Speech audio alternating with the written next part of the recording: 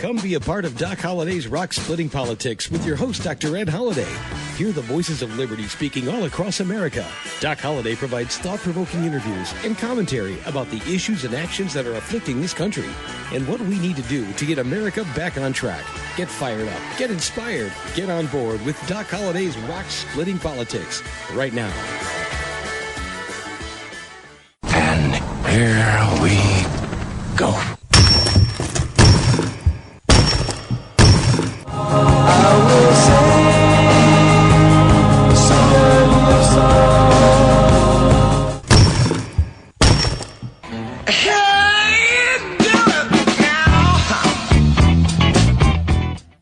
Once again, that's Doc Holliday's Rock Splitting Politics. I'm your host, Dr. Ed Holliday. You're listening to us right here on webtalkradio.net. This is an exciting interview coming up because we have had an exciting new year. The stock market has jumped high, and guess what else is going on? Well, we had Iran shooting missiles toward American bases, at American bases in Iraq, and is it on the verge of World War III? What can America do with Iran? And I got a solution. I said when you listen to Doc Holliday's Rock Splitting Politics, you hear things here you won't hear anywhere else.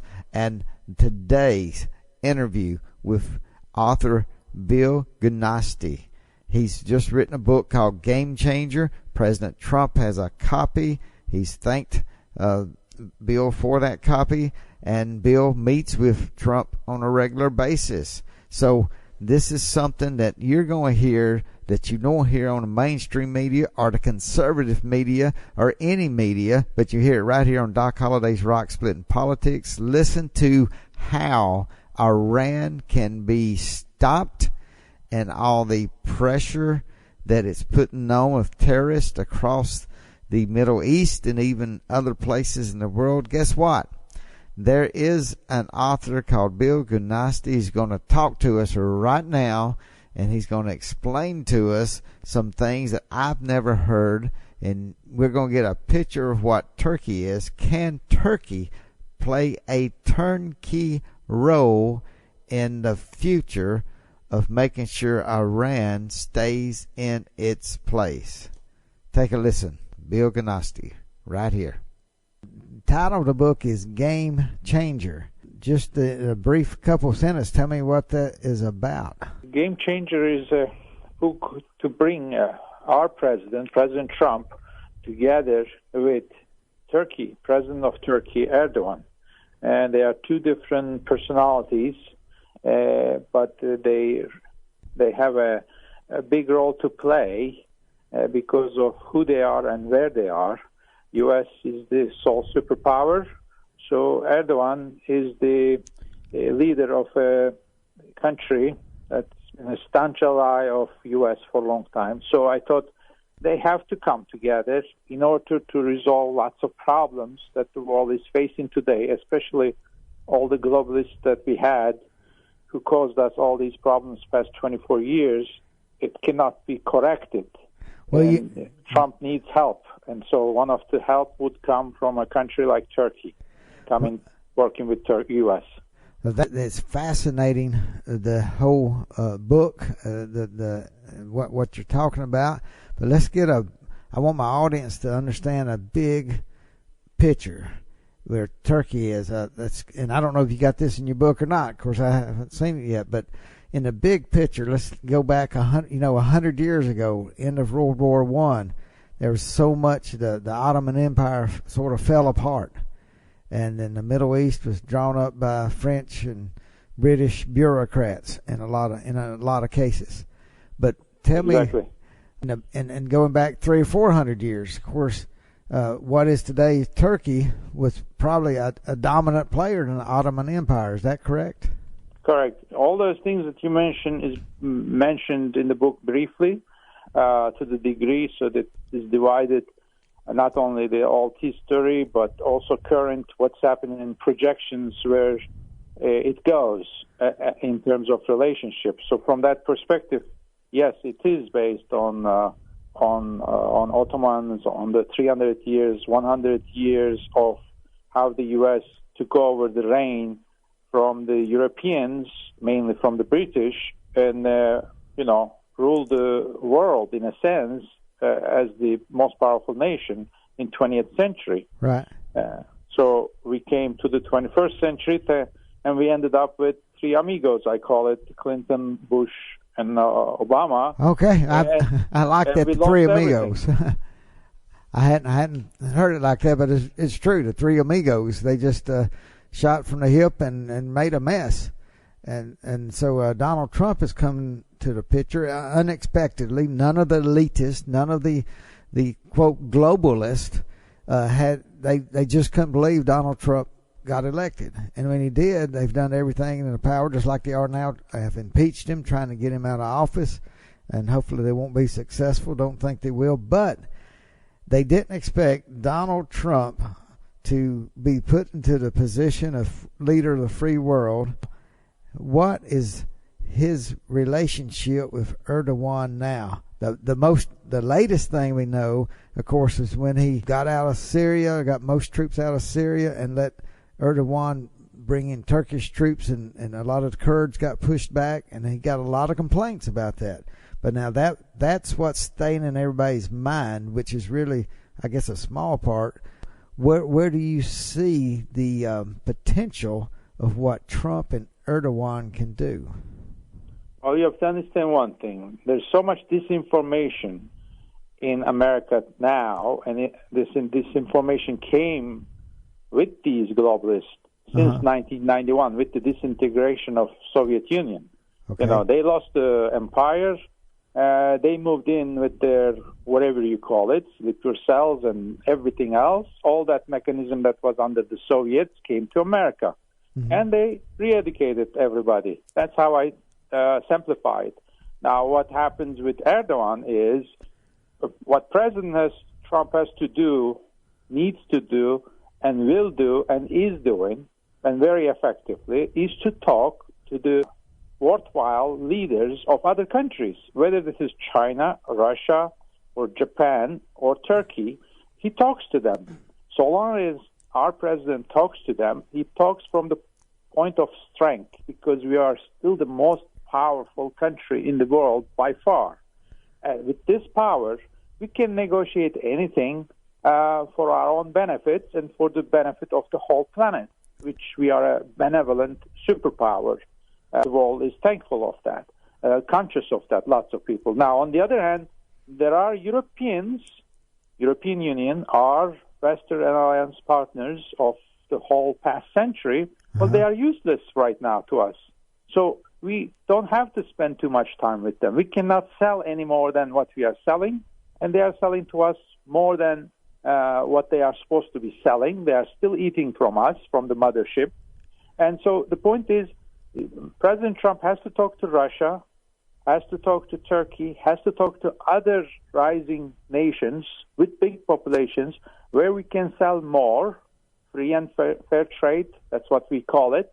And Erdogan calls it win-win trade.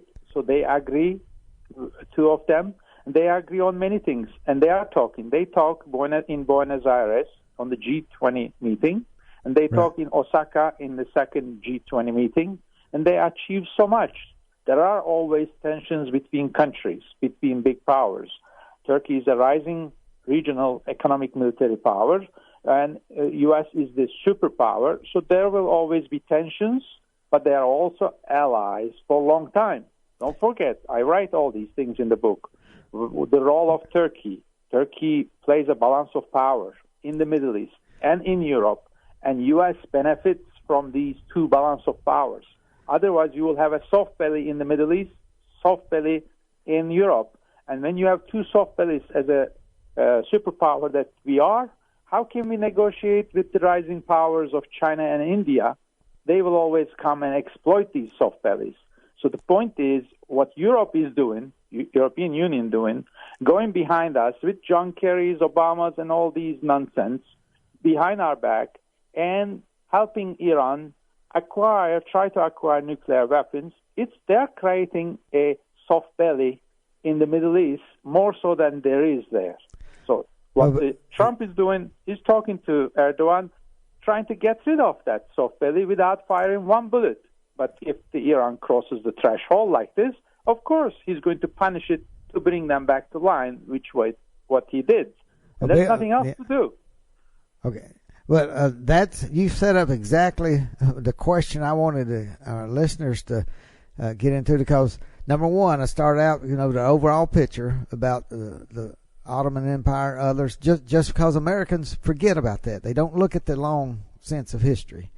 The part now, of course, of what has happened with Iran this past week, Erdogan, where does he fit into that in the regional power? If Erdogan gains power and Turkey gains power, does Iran diminish its power? Does Turkey and Iran work together, or would that soft underbelly you talked about, if Erdogan is able to gain more power, would that diminish the power of Iran? Look, in the Middle East, there is a balance of power. There was a balance of power in the 20th century. Mm-hmm. And we, America, we went in there, messed it up. That's you talking about when we took out Saddam. You talking about when we took out Saddam Hussein? Iran and Arabs and Turkey. Now, the balance of power between Iran and Turkey was established in 1514 when they had the last war between two countries, and they said, okay, we're not going to fight anymore, and we are going to have this border, and we are not going to like each other on many things, but we're going to live with each other. So that's what has been happening. Now, when you give Iran a nuclear means tomorrow, Turkey is going to go acquire the nuclear means yesterday, and Saudi Arabia is going to acquire it for the sake of the Arabs tomorrow. So what did you do? You just created three nuclear powers when there was no need to create any of them in the Middle East. And what happens with that to Israel now? You might as well take all the Israelis to America, because they are not going to survive that when there's three other nuclear powers, whether they are fighting each other or creating new balance of power between themselves, but with nuclear weapons now. So the point is, that's where Turkey is. Turkey is a Western alliance partner and staunch ally of the U.S., no matter whether there's Erdogan or whoever comes and goes, because Turkey hasn't, like you said it, you began with it. Turkey comes from the Ottomans. Ottomans comes from the Selçukis. Selçukis comes from the Huns. This is a 2,000 years of state system. They don't change their color every day. They are a warrior nation, and they are there to fight. They went to Korea in 1953, and 717 of them died to save America. Neil, let me jump in right here and just say I didn't realize the Turks had fought with the Americans in the Korean War, and so I'm glad you brought that out. I think many of our audience probably didn't know that either. But let me stop and remind everybody, you are listening to Doc Holliday's Rock Splitting Politics right here on webtalkradio.net. Glad you're listening, and I hope we got a lot of new listeners that are coming in each week. And this is such an interesting interview. We have got to hear what Bill has to say. We were talking with Bill Gunasty, and he's got a new book called Game Changer. You can order it at Amazon. It's going to be out very, very soon. President Trump has a copy. You need a copy. And just remember to listen to Doc Holliday's Rock Splitting Politics right here on webtalkradio.net. Tell your friends and neighbors. Link to the show. We're growing because of people like you. Now, let's get back to our interview with Bill Gunasty. And somebody who goes out and puts their lives in front of Americans to save American soldiers' lives. And that's how this relationship started in 1953 between two countries. And they are talking about whatever nonsense is being talked, disinformation is being put, is to put a wedge between Turkey and America. There is no difference between America and Turkey. They have one common goal, and they can do together everything, stabilize everything Middle East, whether Iran, whether it is Russia, whether any other interference that may come tomorrow from China and India, because they are becoming economic superpowers. They can fend off all these things in the Middle East, and there can be stability there. Only if these two countries work together, and they have the resources, capability, and political will on both ends. They are both nationalistic presidents. You're talking about globalists. what two countries now? Make sure I understand. What two countries you're talking about? Turkey and America. Yeah, Turkey and America. Yeah. That's what I wrote the book about. I said, look Right. at the history of Turkey. Look at the resources of Turkey today, where Turkey is. Nobody knows about it. Nobody wants to know about it. There's nothing to be afraid. We don't live in the Middle Ages anymore. We live in the 21st century. It's not even the 20th century anymore. Some people in the globalist element are still thinking 19th century, like the Wilsonians. Let's try the Kurdish nation. Well, you should have created the Kurdish nation at the beginning of the 20th century, not at the end of the 20th century. Yeah. The world created 100 new nations in the 20th century. Why they didn't create this Kurdish nation? Why did they play? Why are they still playing with the emotions of a Kurdish nation? And one last thing about this issue. You cannot call U.S. soldiers deployed anywhere on earth like Syria and associate them with a Kurdish militia that has killed. They kill people. They ethnically cleanse people, these Kurds. And they are the ones who are sitting next to U.S. soldiers when they are deployed in Syria and Iraq. This is not acceptable. This is a disinformation. This information has to be given to American people. American people makes the right decision for itself. And a U.S. soldier cannot be associated with somebody who cleans its own person, its own brethren.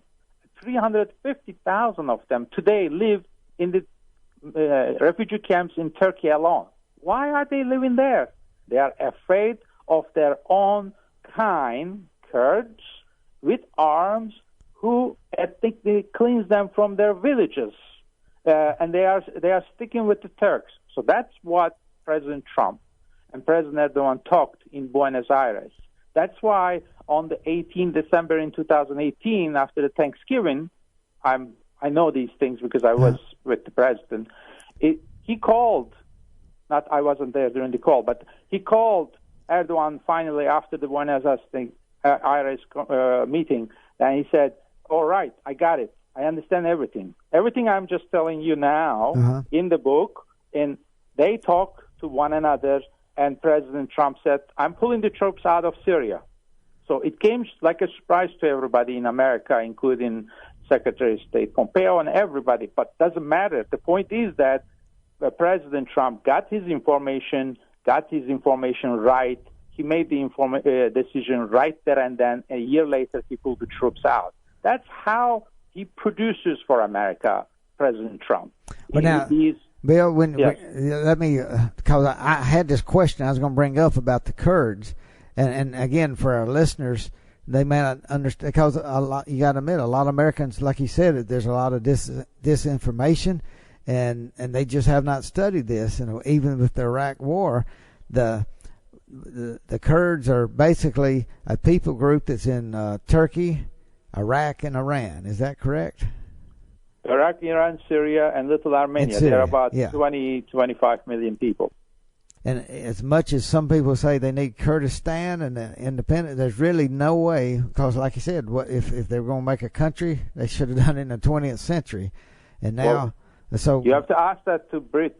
They divided the region there into countries, between Turkey, Iraq, and Syria. They divided. They carved out Ottoman Empire in such a way that poor Kurds were left in 4 different places.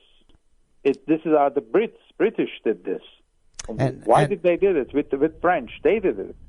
Well, somebody has to go ask the question to them, and before anything else. And I know there were people even talked about during, after the United States had gone into and occupied Iraq and got rid of Saddam Hussein. They had people go, why don't we have a Kurdistan then? And of course, if they were ever going to have a chance to make one, maybe that could have been it. But it hasn't now. But now of course, I know Erdogan and Turkey, of course, as far as I understand, they don't want anything of Kurdish independence. Is that correct? Of course not. There can never be Kurdistan in that region unless there is Third World War and the borders are redrawn and Turkey takes over all that area.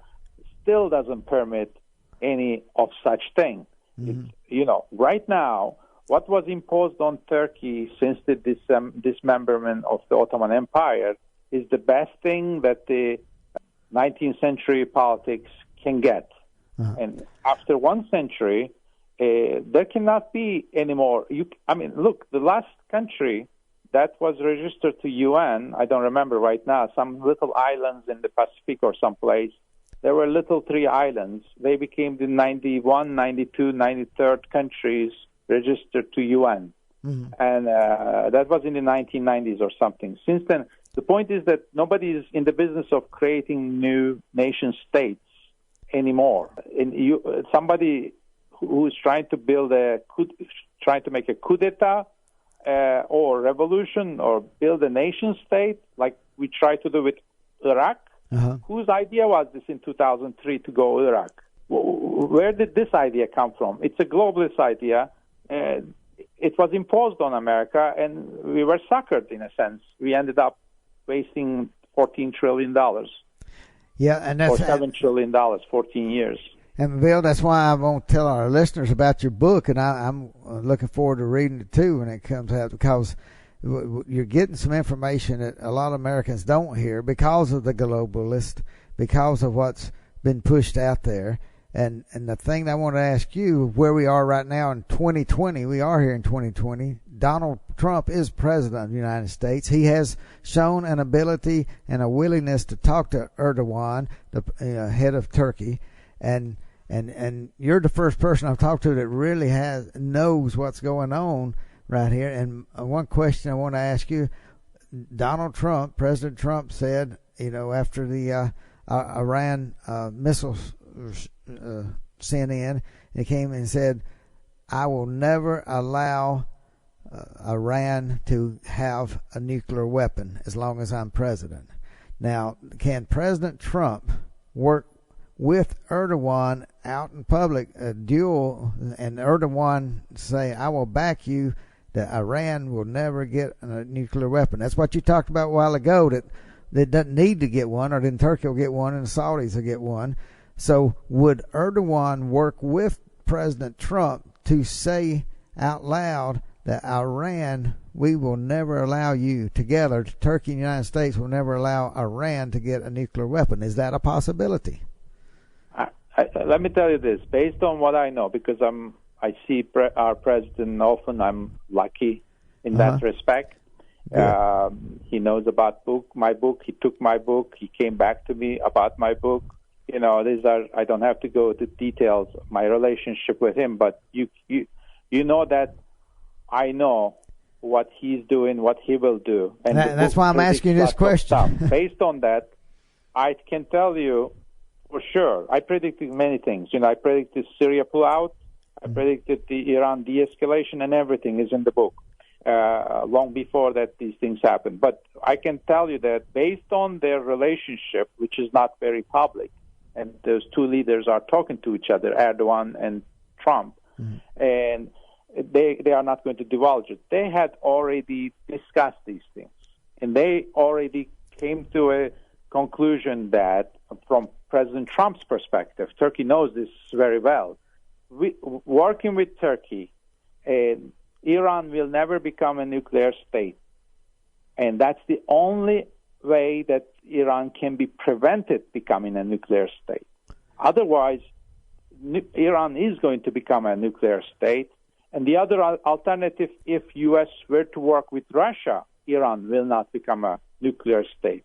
So whether you can trust or build the relationship that was broken down so far with Russia to have that influence over Iran to stop Iran becoming nuclear is less likely compared to what can be achieved long-term staunch ally Turkey and put the right pressure on Iran. Pressure means negotiation. That's what President Trump is saying in between lines, and no one is paying attention. Every time he says, "I'm going to bomb Iran if Iran crosses the line," everybody gets scared. Well, that's a negotiation. And the other thing he says, "I want to do business with Iran." What does that mean? That tells me that Erdogan and Trump have already talked about this thing, and Iran also knows this, But this thing is going to play out this 2020 election season because of our mockery in this country, the mess that we are in. We are like a third world country right now in domestic politics. So after 2020, when President Trump is reelected, watch.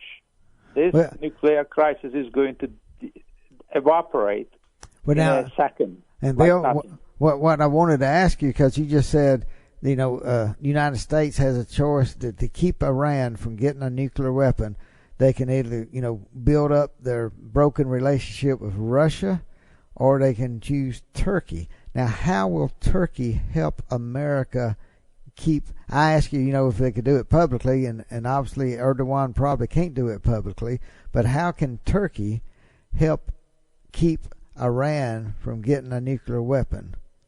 Well, I mentioned the border between Iran and Turkey that was drawn in 1514. Nobody crossed that line. Okay. So there is a balance of power between two countries. Now, Iran today sells oil and gas to Europe.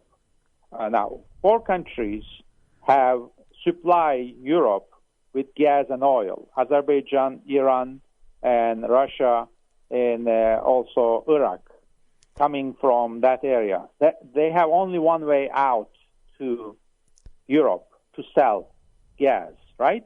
That's okay. Turkey. So Turkey has a leverage on Iran. Tomorrow, Turkey working in full agreement with America.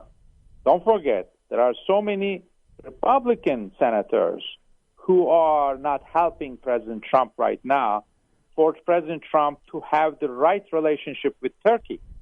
Turkey today works in full confidence with America. Tomorrow, cuts off everything, all the trains, all the roads, all the oil that's going from Iran to West. Then Iran has to make a deal with Turkey. Turkey has so much leverage over Iran, just economically like that. We are not talking military bases. We are not talking other elements that Turkey can apply as a pressure over Iran. Don't forget, Central Asian republics are all Turks. They are in cohesion with Turkey. Nobody is the friends of Iran. So, and Turkey has so much relationship right now with Russia that Iran, all 3 borders of Iran are surrounded by Turkic elements, Turkic leverage, Bill, more so than American leverage. Yeah. So there is so much pressure that Turkey can apply today. Okay, Bill, you're telling me something to say. I wasn't sure of. You said something that, and I know my listeners, most of them probably don't know. Some of them are real smart and they know a lot more than I do. But you said that most of the Central Asian republics are Turks. So, of course. So, I mean, when I think of Turkey, I think Turks are in Turkey. But Turks are outside of Turkey, is what you're saying. And I didn't know how much influence that is, but you're saying that is a greater influence the Turks working with Turkey more so than working with Iran. Turks consist of about 150 million people in the world. Okay. 70 million lives in Turkey. The other 70 million lives in these Turkic republics. There is 6 Turkic republics like Turkish that come from the same origin, and they are in unison since this disintegration of the Soviet Union. They became free, and they are working together economically, militarily, on many areas. They are developing together. They are also working against China. They are like a leverage against China on behalf of America. That's another issue. They are also, don't forget, these Turks are all surrounding Iran. So, in other words, Iran is not for Turkey. That's why there is that border. I bring it back to that border. Why would 2 powers set up a border and keep it for 500 years? No one violates it, because there is an understanding that if you take a nuclear weapon, I'll take a nuclear weapon. Then what is the value of your nuclear weapon? Nothing. And then I can cut you off your ties to Europe, where you make most of your money from, through pipelines and everything else. Forget about the Central Asian Turks, that leverage. Turkey doesn't need that leverage to impose on Iran to get something out that America cannot get it out unless it invades. Even if it invades Iran, America cannot get it out what Turkey can get it out from Iran so easily. So that's why Russia, Putin, right? Why Russia is the best friend of Turkey today? Because Russia is supplying 30% of the Europe's energy need through two Turkish pipelines, two pipelines that's going over Turkey. They opened the other one yesterday, and that's providing all the Balkans, Italy, Greece, everybody. This 30% of their energy is coming from Russia, Siberia, via Turkey. Do you see the leverage that Turkey has over Russia?